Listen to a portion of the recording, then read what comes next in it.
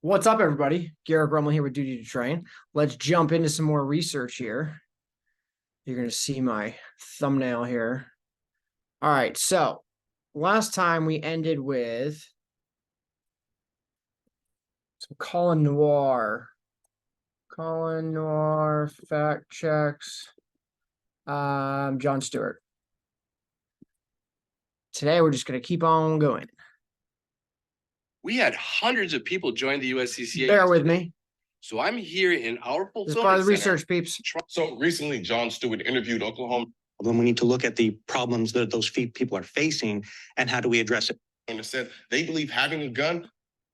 Then there's a study from the Journal of Criminal Law conducted by the Bureau of Justice Statistics. Okay, so this is where we left off yesterday. And remember, we were going through, Jon Stewart said that gun crime or gun deaths are going up, right? He said more guns we get. Actually, let's just use his own words. So I am not misrepresenting either. Estimates that between two types of death, like the number. Joel, that is the problem. So your solution to that is, But if you want, okay, so it goes up. less than a fraction of not even 1,000. Would 1 billion guns do it? Does this curve hit? We had when? It's more. Means you are against the Second Amendment. Okay. But you're saying more guns makes us more safe. Yes. So when we got 400 million guns in the country, we had an increase and gun deaths went up.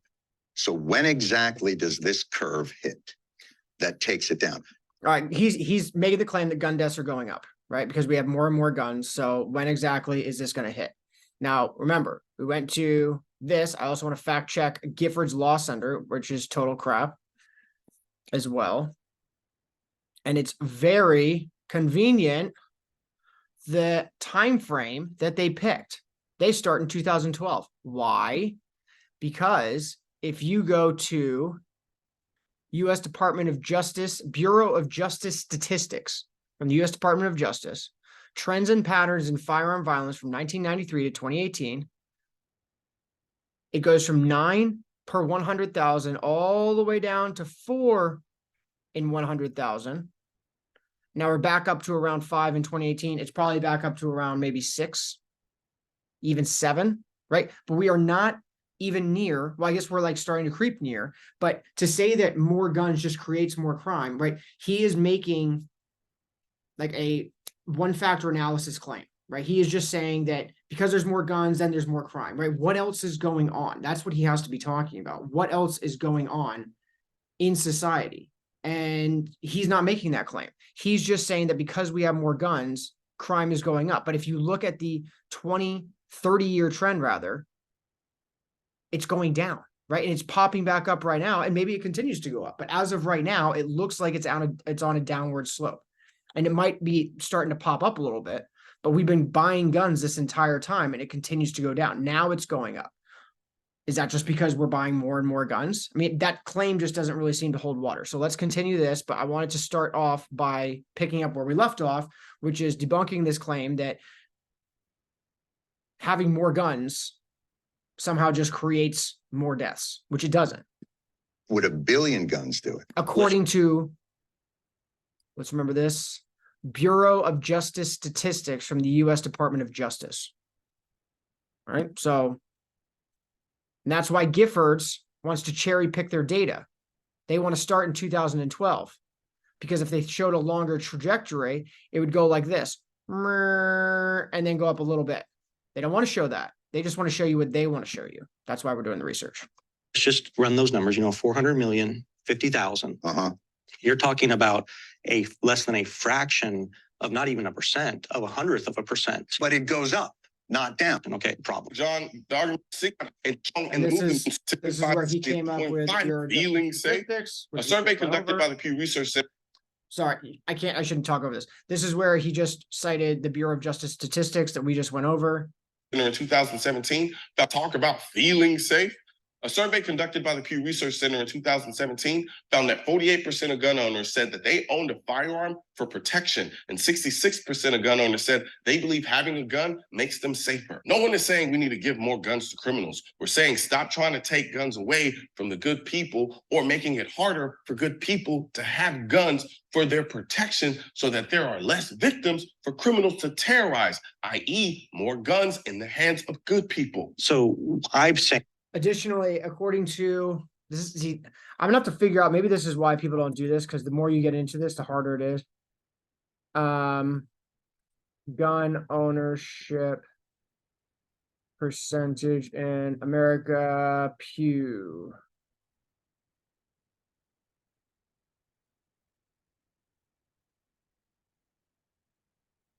Okay, so right here. Many adults who don't currently own a gun could see themselves owning one in the future. So currently own a gun, 30% of Americans currently own a gun, 69% do not, but out of that 69%, 36% could see themselves owning a gun in the future. Okay, so the vast majority of Americans do believe in at least some type of gun ownership rights, okay? So I think that's important as well. saying that because people are the problem, we need to look at the problems that those people are facing and how do we address it. But you've removed the ability for the state to do that. No, because you're. If you don't have background checks Mhm. and you don't have registration and permitting, how do you know who has a problem in terms of the people who you're giving a gun to? You want to talk about the background checks first, or do you want to talk about solutions first? I want to talk about what you're doing is I don't know a whole lot about that interaction right there, in terms of background checks. That's actually something I'm honestly up in the air about. The one thing I do have an issue with, though, is like, do you need a background check in order to have freedom of speech? No, right? Again, I'm biased here, right? I'm just going to be open about that. But I'm far more open to a argument about background checks than I am about, like, an assault weapons ban, for example. you're bringing Which assault weapon is a total misnomer. It's just AR stands for armor light rifle. chaos to order. That's your subjective opinion that it's bringing chaos to order. It's not my subjective opinion. We It have is. 50,000 gun-related deaths. That's not a subjective opinion. Okay, so That's dead people. First of all, we have background checks. Anytime someone buys a gun from a dealer, you have to get a background check. How many times do we have to say this? And how many times are you going to keep pushing this lie? Damn near all of the recent mass shooters went through a background check to get the gun that they used. And the Bureau of Justice Statistics report That I have heard from a lot of people. I can't fact check everything. I feel like we're just going to be able to, like, form trends over time. But I do know I have bought a gun in Maryland and Minnesota, and you have to get a background check in both places every single time you purchase a gun. So I'm not sure where this guy is. Yeah, viral debate with the Republican senator. I'm not sure who the senator is, but we do have background checks. However, I also know that there's a lot of pro-Second Amendment people who don't want to have background checks. I don't know if I'm a huge fan of that argument, right?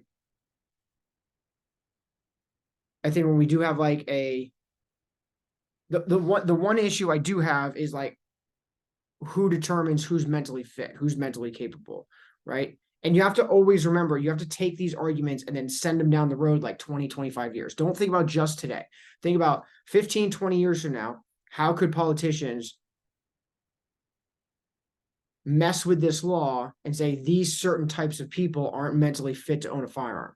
Could they pick on political rivals? Could they pick on people who voted someone in who they don't think should have been in office, right? I mean, it sounds crazy, but if you had told someone 10 years ago that COVID was going to happen, we're going to shut down all the businesses, people would have been like, oh, you're crazy. So I feel like personally that we're kind of past the crazy nonsense, right? We don't have to talk about like, oh, this is totally out of the realm of possibility. I think it's totally fair to say that both sides push an agenda.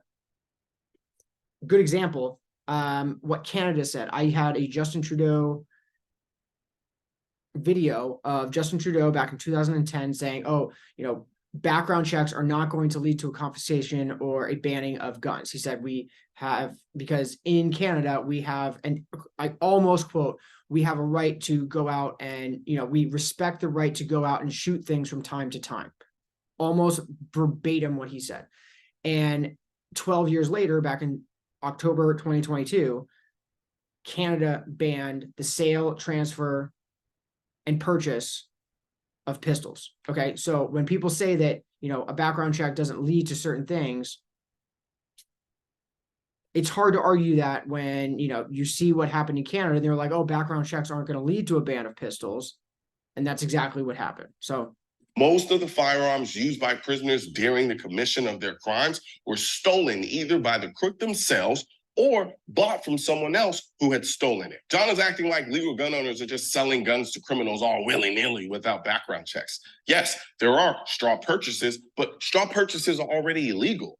I can't even go into a gun store and say that I want to buy a gun from my mom. yeah, straw purchases on background checks. It says, are you taking part? Is your purchase of this gun taking part in like a straw purchase, or are you buying it for someone else? You have to say no. And if you lie, it's a federal crime. You can't lie on when you're filling out this paperwork to purchase a gun. So They wouldn't let me I know that because I purchased a bunch of guns, and every single time I have to say that I'm buying it for myself and nobody else. because it's illegal. As for gun registrations, they don't stop gun violence. At best, a gun registration may tell you who the gun. Just to clarify for some people, you can buy or you can sell your gun to another person, right? It depends on, like in Minnesota, you could just sell it to another person. You can't buy it for another person specifically. I don't think, topic for a different video, but I know in Maryland, at least, you cannot sell or transfer a gun to another person without bringing it to a gun store and then having that gun store run a background check on that other person, and then you transfer the gun to them. The gun store has to run a background check on the person buying the pistol to make sure that they're legally allowed to purchase it. You can't just do like a I trust you type of situation. I know in Minnesota you can. Gun was registered to after the shooting, but However, in Minnesota, if you sell it to somebody who you reasonably know should not own it, that's also a felony. they don't prevent the access to the firearm in the first place, nor do they prevent the shooting in the first place. You think a criminal is going to register a stolen gun? The only real value of a gun registration is making groups. Okay. And two, You want, to reduce crime and violence. in every other place in your life, you want to bring order, but guns are the outlier for you. So let's start with immigration. You want registration, maybe a wall, maybe not a wall. Why do you want that? Well, one of the reasons is because the fentanyl crisis. I Right. mean, okay, but And you don't know when it's coming across. So what do you but the do? fentanyl crisis is twice what the gun death crisis is. Okay, so until the gun crisis gets No. to the fentanyl level, Not until it. you don't want to bring order. No, not until it. But I don't even know like what type of, if you really break down his argument, what the senator is saying is that you have a right to bear arms, right? You have a right to own guns. And I don't know exactly like where they got into this argument or whatever, or how exactly they got into it, but yeah, we're cracking down on illegal immigration because those people don't have a right to come into the country. We already have background checks. You can't do straw purchases. If you commit a felony with a crime, or if you commit a felony, you can't own a gun. Like there's all these laws already in place. And there's a lot of laws for illegal immigrants, but they don't seem like they're being as strictly enforced as the gun laws. It's just kind of a general, But do you see my point? If we're going to talk about protecting lives, that's a large there's so many nuanced points to this argument. It's like, it gets so in the weeds. larger issue in America Yes. than guns is. If we're talking about individual lives Yes. of ways that they can be protected, loss of life in America, there's loss of life through fentanyl. There's loss of life through obesity. The obesity crisis in America Mhm. costs 6 times the number of lives as guns. Right. And And so- you're the guy saying, you know what would help this? Ice cream. No, Well, John, according to the National Conference of State Legislatures, there are over 20,000 gun laws at the federal, state, and local levels in the US. But you keep saying order like we don't have gun laws in this country. John, there's too much order. Because the order we have and the order you're proposing only make it harder for law-abiding citizens to get guns. They don't stop criminals. Over 60% of gun deaths are self-inflicted. I think that's an important point, right? I think that's just objectively true. Let's look up this up and then stop here. And then maybe we could just be done with this argument or done with this interview. But recent mass shooters names. I don't like giving these people credit. But you kind of have to figure this out in order to do the research. Okay. Partial list of US mass shootings, 2023. Okay, how about deadliest mass 2010.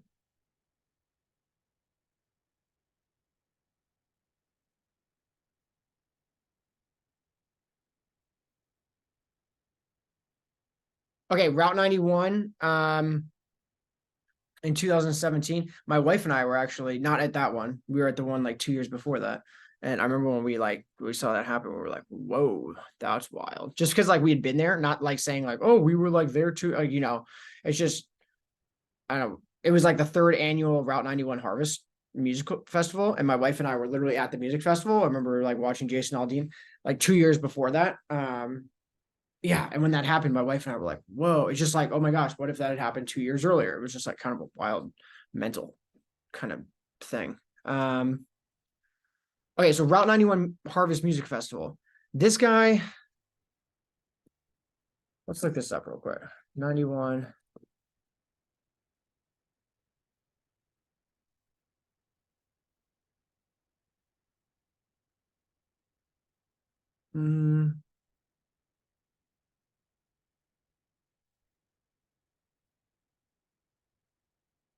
Mass shooter was upset about treatment at casinos.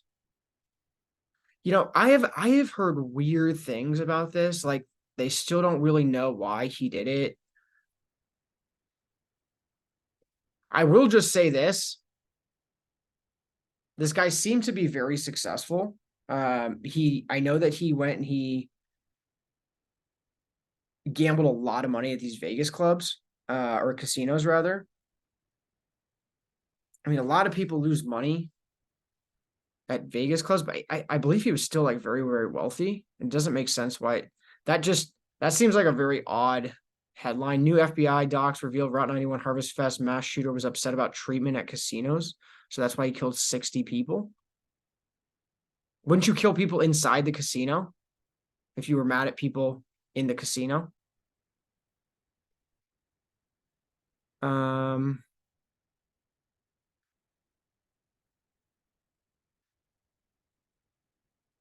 Could have easily snapped due to the slight based on an FBI interview with a fellow gambler. New information is based on hundreds of documents that were made public this week with the gambler, whose name is redacted, telling authorities that gunman Stephen was a video poker player who relied on gambling as a primary source of income.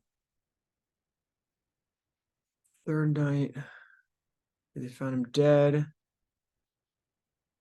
The AP noted that both agencies found that Paddock had spent more than 1.5 million near the end of his life and had become obsessed with guns.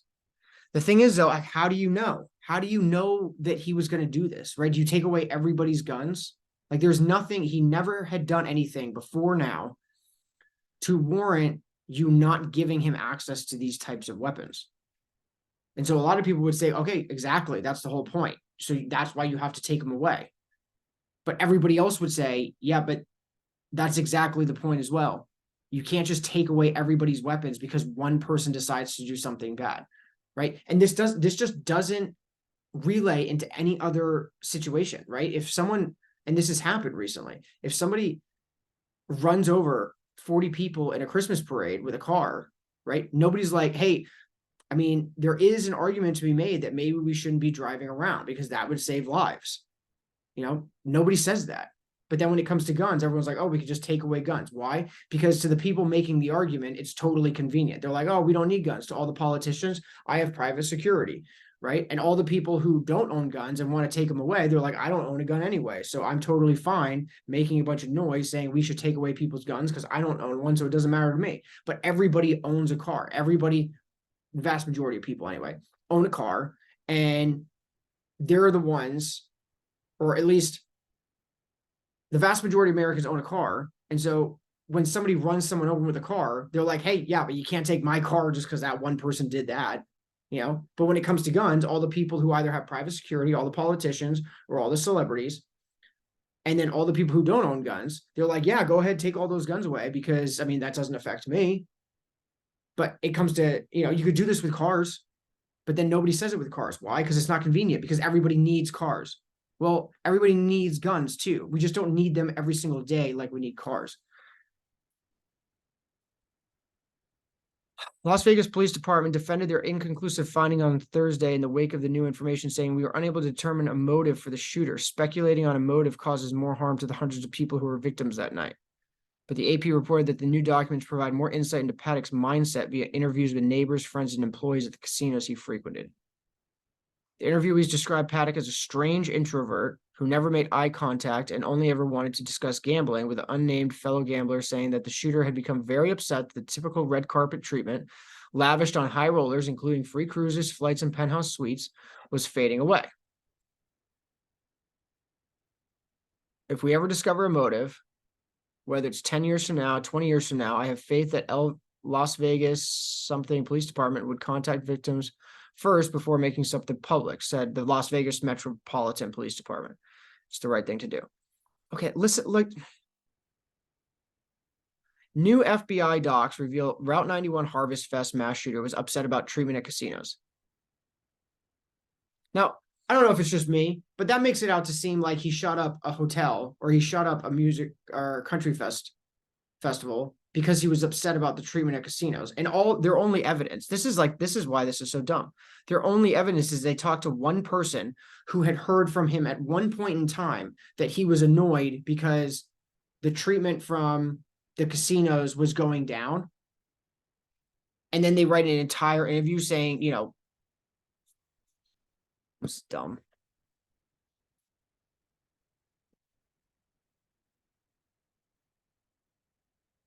Sandy Hook, the worst one.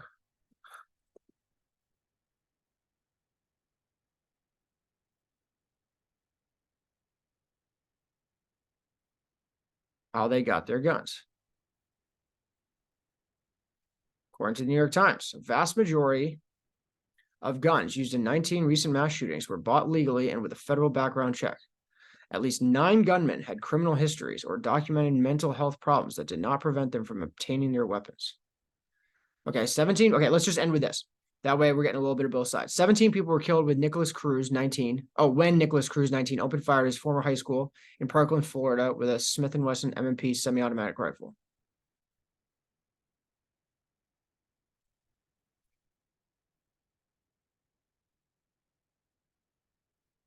Way to be accurate. Sometimes they're like assault rifle, semi-automatic rifle. That is exactly what that is. Touche, New York Times.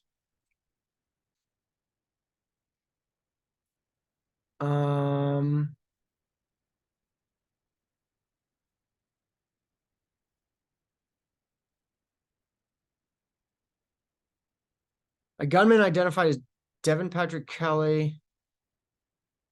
Oh, okay. So this is, gotcha. Okay. So Mr. Cruz legally bought the AR-15 style rifle at Sunrise Tactical Supply in Florida. Mr. Cruz was expelled from Marjorie Stoneman Douglas High School for disciplinary reasons. He was described as a troubled kid who enjoyed showing off his firearms and bragged about killing animals. A person close to Mr. Cruz warned the FBI that Mr. Cruz had the potential to conduct a school shooting and a desire to kill people, erratic behavior, and disturbing social media posts. The FBI said it failed to act on the tip. So what does more background checks do? Mr. Cruz killed 17 people at Marjorie Stoneman Douglas High School. So what do more background checks? Or, what's his name? Jon Stewart. He's talking about more background checks. I mean, the FBI didn't do anything. It seemed like they got some pretty decent evidence. A person close to Mr. Cruz warned the FBI. I wonder who that person was. Now let's look up another one. A gunman identified as Devin Patrick Kelly, 26, opened fire at a Sunday service in a rural Texas church, killing at least 26 people. The authorities said Mr. Kelly used a Ruger AR-15 variant, a knockoff of the standard service rifle carried by the American military.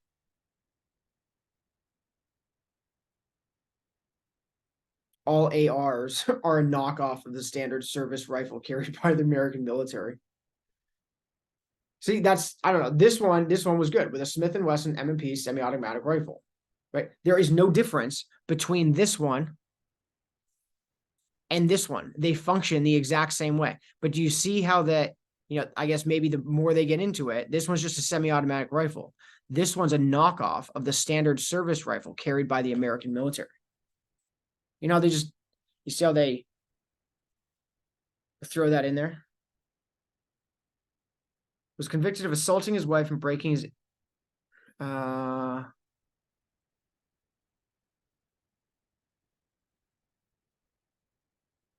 Okay.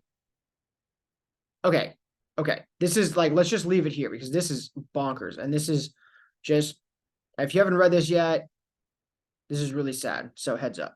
Mr. Kelly, who was in the Air Force, was in 2012, was convicted of assaulting his wife and breaking his infant stepson's skull.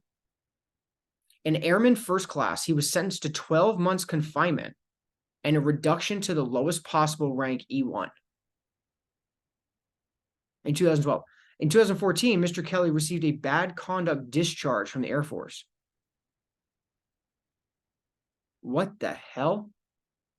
In 2016 to 17, Mr. Kelly purchased 2 firearms, one in 2016 and one in 2017, from 2 Academy Sports and Outdoor stores in San Antonio.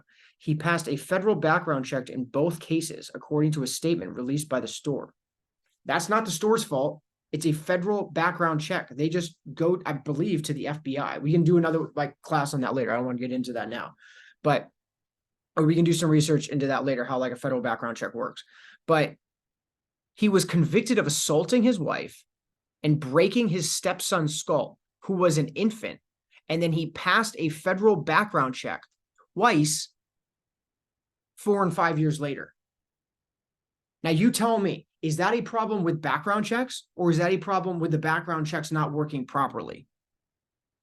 So just to go back,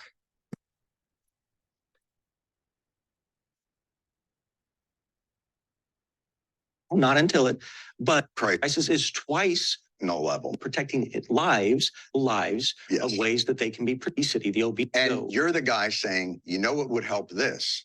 Ice cream. 1,000 orders they come, but this crisis that we have in Gun deaths. 80% Yeah. of school All right. shooters. I think that's probably a good place to stop. But, John Stewart earlier was talking about, background checks, like how you're against background checks. And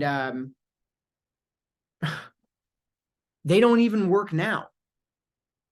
So what is John Stewart's actual argument? He's making a bunch of fallacious arguments saying, oh, you're against background checks. When even if whoever he's talking to and whatever situation he's talking about, clearly these federal background checks aren't working in the cases where they should be working.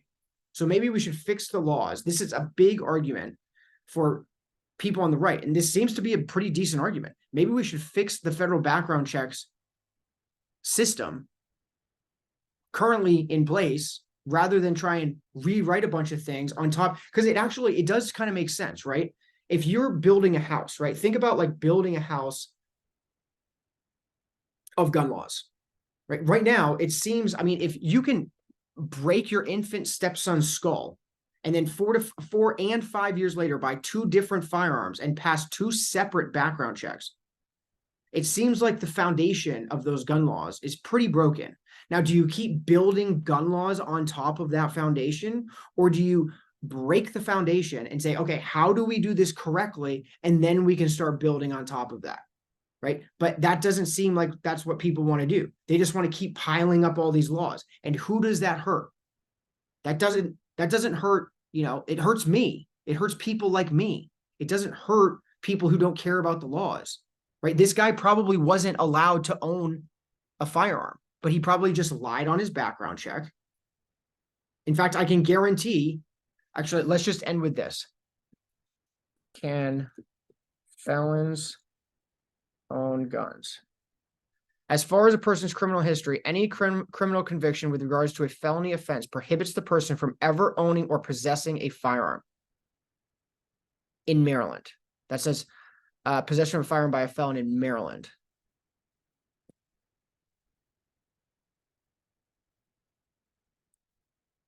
We found the only one that appears to allow felons to get permits. Okay, of the states that require a person to have a permit or license to carry a handgun, we found only one that appears to allow felons to get permits.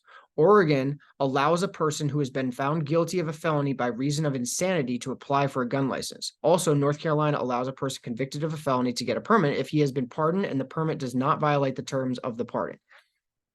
Of the states that do not require a person to have a permit or license to carry a handgun, we found 3 that allow felons to possess handguns after a certain amount of time has elapsed since their conviction or release from imprisonment, and 2 that allow a person convicted of a felony to possess handguns if he has been pardoned. Vermont does not have any statutory requirements governing acquisition or possession of handguns by anyone, including felons. Okay, so depending on the state, even felons can have handguns, which Vermont is one of them. Which, fun fact, we can just leave it there because we can pick this up later on. But fun fact, Vermont is a constitutional carry state, which a lot of people aren't aware of, and which means you don't need a permit to carry a gun in Vermont. You could just go to a store, do a background check, walk out of the store, stick it in your pants, and you can walk around all day, and it's not a problem. You don't need a permit. You don't need any like license. You don't need to go talk to the cops. You don't need to apply to a senator. Like you could just walk around with a gun, and you're totally fine. So, yeah. So actually, I didn't know that. I thought nationwide felons were not allowed to own firearms, but there are certain states that allow felons to own a firearm. So I didn't know that. Good to know. Learning has occurred. Until next time, stay safe, live free, and I'll talk to you later. See ya.